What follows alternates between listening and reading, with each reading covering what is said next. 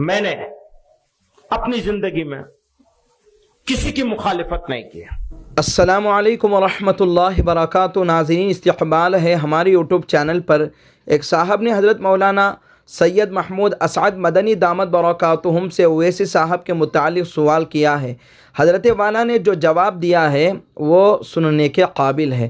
اب سے پہلے آپ نے مولانا محمود مدنی دامت برکاتہم کے کئی بیانات سنے ہوں گے، لیکن آج آخری یہ بیان بھی سن لیجئے۔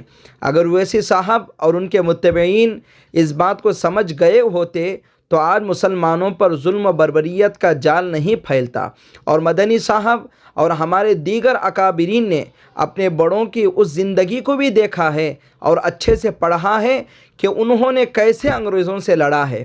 پورا بیان سن کر ہی تبصرے لکھیں، ورنہ ہم لوگ آخرت برباد کر رہے ہیں۔ ہر وقت علماء پر کیچڑ اچھال رہے ہیں۔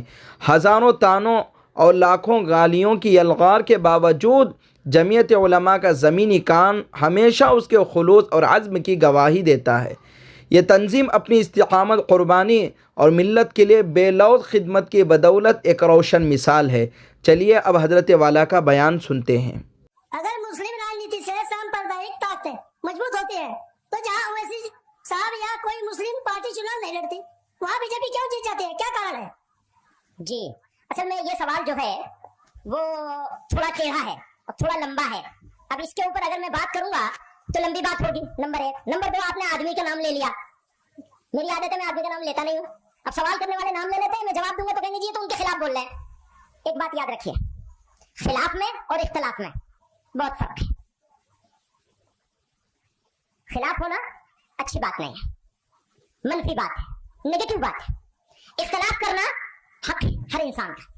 ہم لوگ ایک جمعیت کے لوگ بیٹھے ہوئے ہیں، ہم آپس میں بھی اختلاف کر سکتے ہیں، اور اس اختلاف کے نتیجے میں کئی مرتبہ اچھی باتیں نکل کے آ سکتی ہیں۔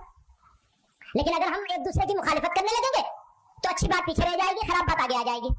پہلی بات تو یہ سمجھ لیجیے، یعنی اختلاف ضرور ہونا چاہیے، مخالفت ہرگز نہیں ہونی چاہیے۔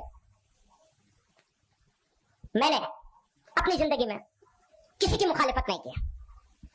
اللہ تعالیٰ اس عظیم کاروان کو ہر طرح کے شر، فتنوں اور سازشوں سے محفوظ رکھے، اور اس سے وابستگان کو مزید حوصلہ، اخلاص اور خدمت خلق کی توفیق عطا فرمائے، اور اللہ پاک ہمیں اتحاد و اتفاق کی دولت سے نوازے، اور ہماری صفوں کو مضبوط بنا کر ہمیں ملت اسلامیہ کے لیے رحمت کا ذریعہ بنائے۔ آمین۔ جزاک اللہ خیرہ۔